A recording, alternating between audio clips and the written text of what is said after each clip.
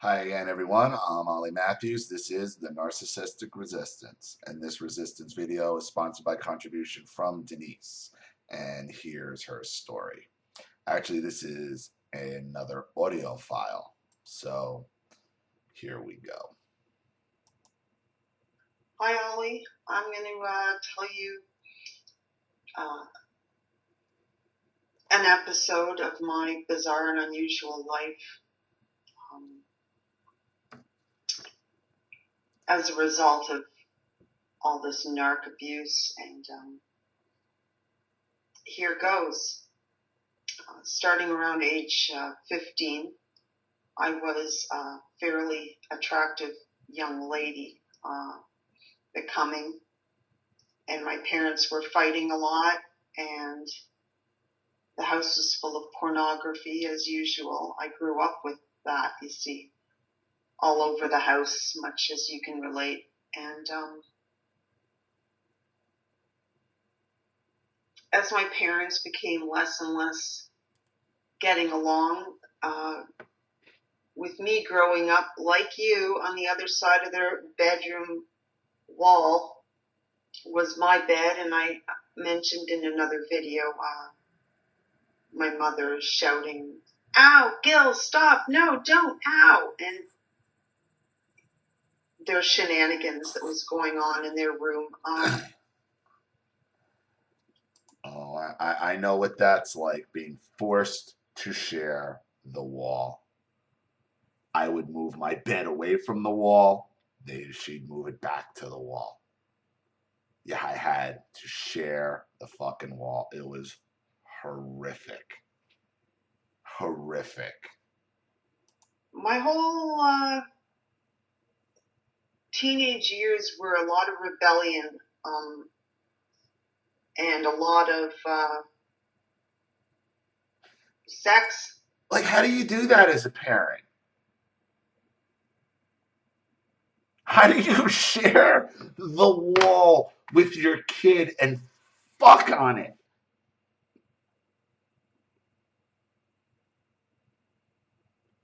It's fucking mind blowing to me.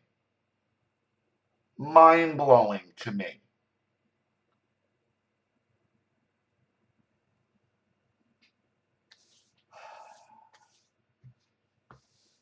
It's so traumatic. It fucks you up. It fucks you up so bad having to lay there and listen to that shit.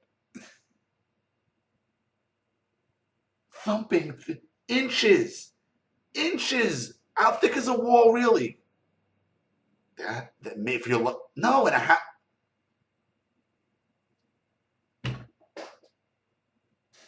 Inches from your child. Inches from your child.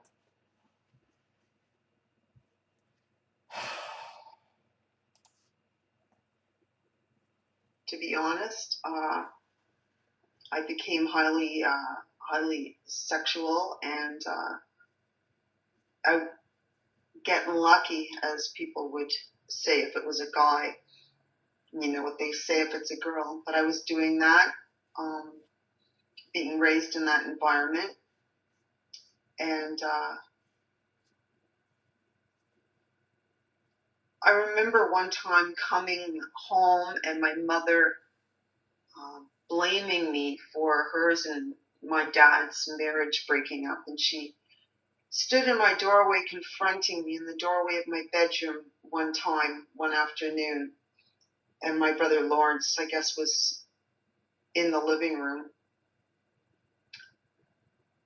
and she pointed at me with her long red lacquered fingernails and spoke through her gritted teeth and said, "You little bitch, you little slut, sucking your father's," which was not true, but she said that to me, and said, "You little bitch, you little slut, sucking your father's," which was not true, but she said that to me, and the next thing I know, I guess I blew a gasket, and suddenly what I remember is we're in the kitchen.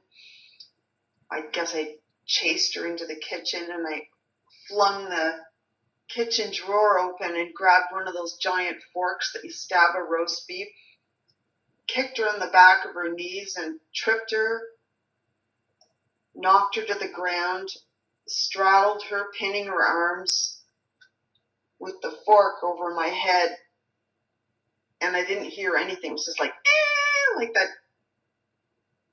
sound of tinnitus, and seeing her stupid face, and then the sound of the fork going ping off the ceiling, because my brother, I guess, had heard the commotion and came in the kitchen and grabbed the fork from my hand, and it flew and hit the ceiling. And what's strange about that is that there was no repercussions for that commotion. Keep in mind, this is a woman whose husband used to beat her, so she's used to being attacked. But I think also, when I reflect back, she didn't say anything, because then she'd have to explain what made me do that, and she'd have to say that accusation, horrible, perverted thing she said involving.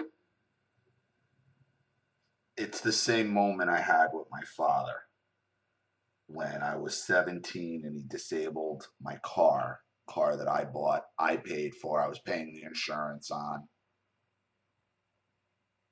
He called the cops saying, and the cops told him, you better put that car back together, otherwise you're going to get charged.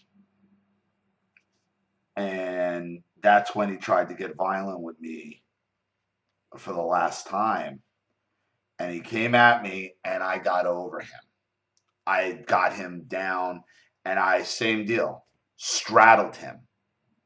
Everything went numb and I saw the look in his face. And it was like at that moment he realized it all changed. It's real. And he was gonna get pummeled until I'm being jerked back up by my mother with her drunken retard strength. Like I said, my mother is a monster, is a bull. Was able to just lift me off the ground and flip me over off of him, saving my 6'2.5" father from me, who was 5'7", 140 pounds at the time. Not that me and my mother hadn't mixed it up before, but that was the moment that my father realized there are real consequences.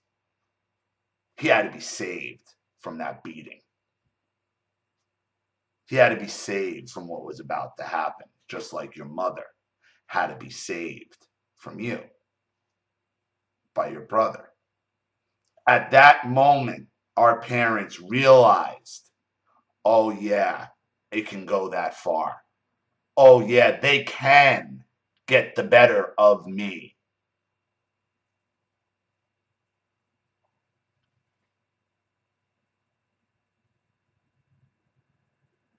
That, from that moment, is when the relationship went from full-on aggressive to passive aggressive.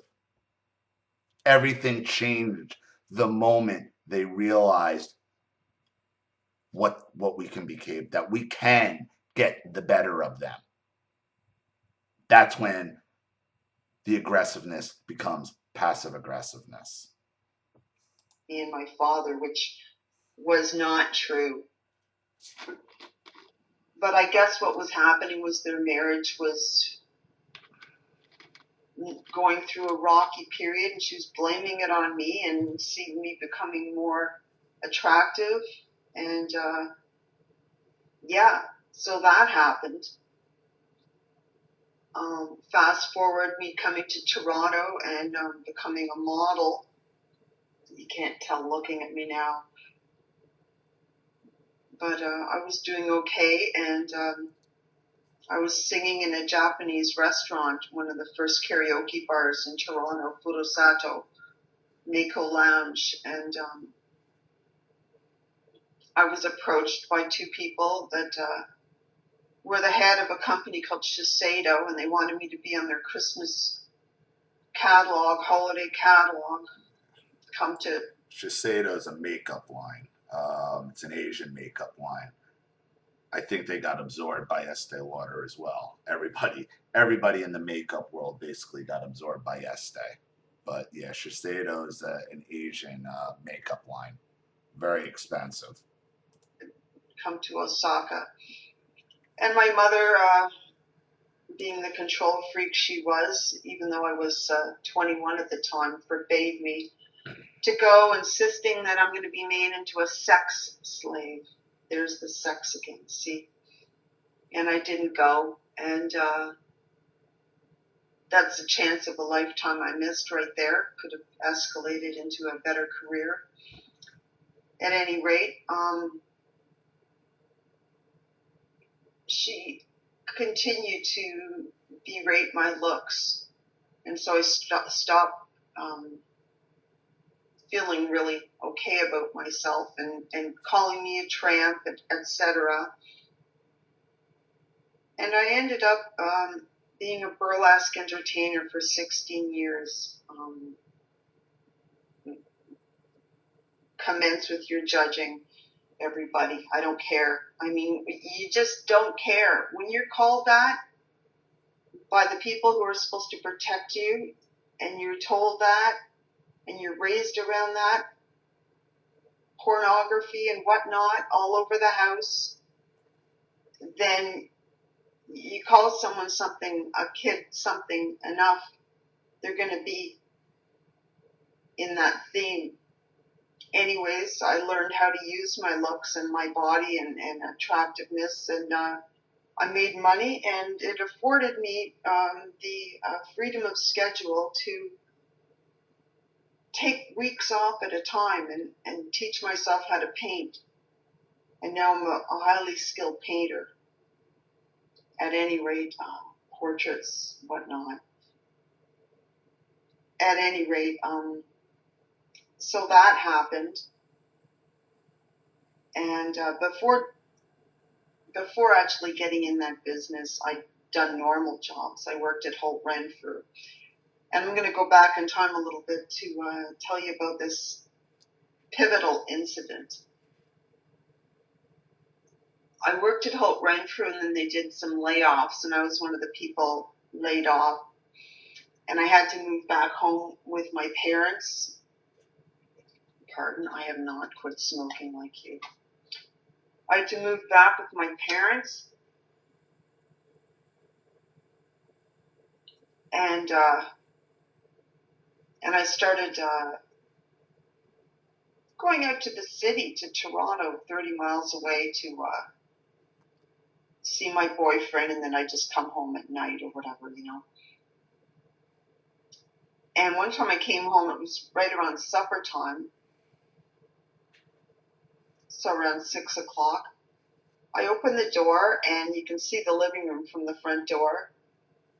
And there's Pat and Gil watching a porno on the TV in what's still broad daylight. And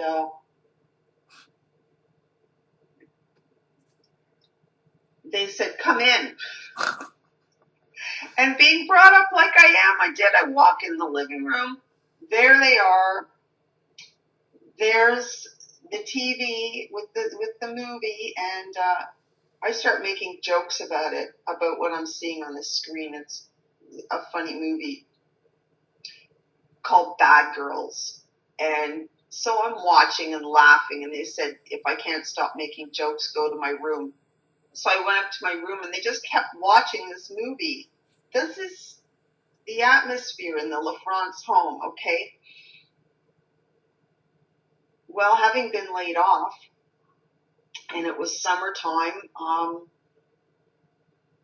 and I didn't have a job yet, a new job, so they'd go off to work. And what I'd do would be go to the spare bedroom, open up the top drawer of my dad's old dresser, and find the video cassette tape, in which was the movie Bad Girls, and watch it. Yes, watch it and like it. And I did that a lot, being a young lady. And one day I went in to get the tape, and it was an empty box with a Post-it on it with the big word "no" written on the Post-it with an exclamation mark in marker. After which point all the porn was taken out of their house. The videos, the magazines, everything, the posters, the magnets, everything was taken out, fridge magnets, taken out of their house, and then they denied that it existed. And then when I remember confronting my dad, and he insisted he was holding it for my Uncle Mike. Like a kid saying they're holding cigarettes for a friend, much like that. And I became more and more pissed off and very annoyed that they took that movie I liked so much. It was a good movie, even if it was a porno, okay?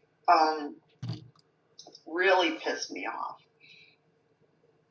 So that was me in my 20s. And then I become a dancer for 16 years. Had fun, made a lot of money.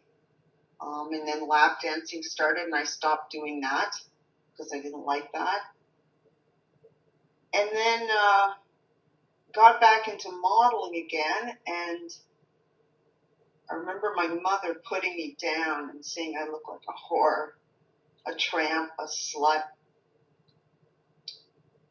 And her putting my painting down that I had learned how to do and telling me it's garbage and I'm nothing, and it just... And I wasn't making a lot of money selling the paintings, and I thought, you know what? I'm going to make a book. I'm going to kill two birds with one stone. I'm going to make a book, and that's going to escalate my saleability through exposure, excuse me. So I decided to make a book about the most extreme version of people that do controversial things, and look at it from a journalistic, humanistic point of view. And the book was to be titled The Golden Heart and Soul of Triple X, a Celebration of People. And it was going to be a collection of paintings, portraits of adult film stars from the 70s, and candid interviews about their personal lives. And these portraits were not pornographic, they were respectful, and the interviews were all about their private lives aside from sex. You know, exposing them as humans. Despite it all, my point was to prove that no matter what a person does in life, no matter the industry, no matter the label and the inappropriateness, that people still have merit. Some of them, not all of them, but some. There's still merit. And, you know, I can see you'd be correctly analyzing, this is really about me, right? So I did that. I went to Hollywood. I'd gotten in touch with Bill Margold, who got me in touch with all these people, and I painted about 30 portraits. I did a bunch of interviews. About 7 people didn't adhere to their commitment to give an interview after the portrait was painted, and they depressed me, and I kind of lost my drive to continue with the book. It remains unfinished, but I will finish it because it's a good book. But you know, that happened, and during my travels to Hollywood to meet and interview these people in the various conventions, because there are conventions. I went to Las Vegas, the AVN, etc., and I ended up being a writer for a column, freelance journalist, and I did some obituaries for Harry Reams and stuff. But I ended up meeting and seeing periodically over the years a guy named Ron who starred in Bad Girls. Think what you will. He's a Charlene knows the same Ron from the Swingers Club. Yes. good guy. He's a great guy. Highly entertaining. Very skilled at his craft. And I think somewhere in the back of my mind was always that video and the hypocrisy of Dad taking that video out of the drawer, denying that it existed, and then them suddenly, because it was right around then, they became born-again Christians and highly religious, putting down all what they bloody well were the whole time, and pointing a judgmental finger at me and saying, you're this, you're that, you're nothing. You're a tramp, calling me names, blaming me for the broken marriage, making up stories about me that gets her attacked with a fork. I'm telling you, it's all starting to tie in together. And the book, the biggest instigator to make the book, yes, to humanize the demonized, the popularly demonized people, but also to forever attach the LaFrance family name to pornography. Put it back there where it belongs. Those deniers of what they've done. And Ollie, rest assured, yes, I've gone no contact, but I'll tell you something. They hate me. They hate me for that, and at the same time, they're secretly fascinated. You won't believe how many people in the family have pulled me aside and asked, how's Ron? My brother, when he met his wife, they met on Match.com, and he was introducing me for the first time. That's what he said. So how's Ron? And I said, Ron, dear. And he goes, yeah, see, elbowing her, see, like proud of it. See, so on one hand shunning it, on the other bragging it, because guess what? The perverts are still in there. I don't know. I somehow feel a great deal of, like I got them, I got them. Bit of payback. Despite everything, a bit of payback. You call me that, guess what? I'm going to be it. In a way. And in another way, oh, horrible tramps, horrible. Okay. And I found human quality in these people. Not all of them, like I said, but a lot of them. Wonderful, warm, and a lot of narc abuse survivors, I might add, in that industry.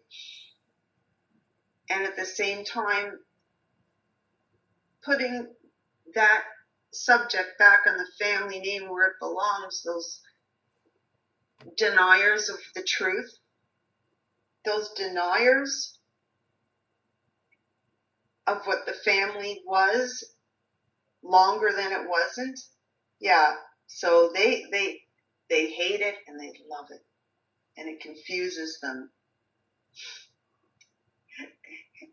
And but girls, your fantasy. Often the desire for another person is so great, you just cannot hold back.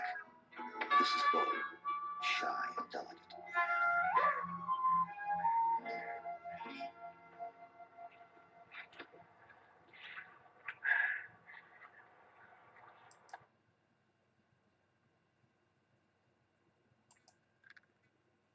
That was triggering.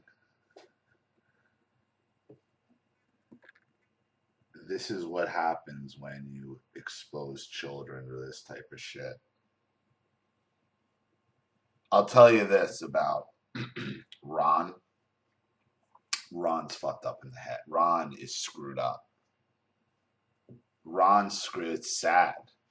You know, it's sad. I mean, that's how Charlene described him. I mean, she, you know, she was the manager of the place, so there was no working with anybody. But you see it in his eyes and his dead look about him. Is how sad it was. And yeah, you're right. I mean, there's a lot of abuse survivors and abusers in that industry. You're not the only. You are not the only one. I'll tell you that, and you're not the only one who subscribes to me and submits to me. You know, my channel has quite a few people who were in the industry, are in the industry. This should just go to show you. I mean, you have doctors, lawyers, New York Times best-selling authors, legitimate reporters, right down to people who don't have a dime to their name, sex industry workers, former, current. This condition strikes societally. These tactics hurt you regardless of money or class or race. It's all destructive. It's all destructive. To me, I think it still goes back to that moment when the narcissist knew that there's consequences. They knew they couldn't be beat. They could be beat. That you could get the better of them. And that's when it becomes so much more manipulative. And that's when it all changes. And that's where you end up making life decisions that end up like this. So thank you again, Denise, for your contribution. Thank you for your story and your honesty. I really appreciate it. The only thing I would ask you is why you're not in a gallery, because your art is good enough. So I wonder if you're holding yourself back with the amount of art you've produced. Thank you to everybody watching. Please leave any opinions or advice in the comment section below. And again, if you want your story read on the channel, you have a topic you'd like me to cover, a narcissist you'd like to expose, or you'd like to set up a Skype chat, phone call, have a private video made, donate for someone else, or just contribute to the channel, you know what to do with the PayPal and email links in the description box. And if you're still unclear, wait for the instructional video to pop up in the final link on this video. Please like and share this video wherever you can. Subscribe to my channel if you haven't, and be sure to click the subscription bell to be notified of all my video uploads. I'm Ollie Matthews. This has been The Narcissistic Resistance. Take care.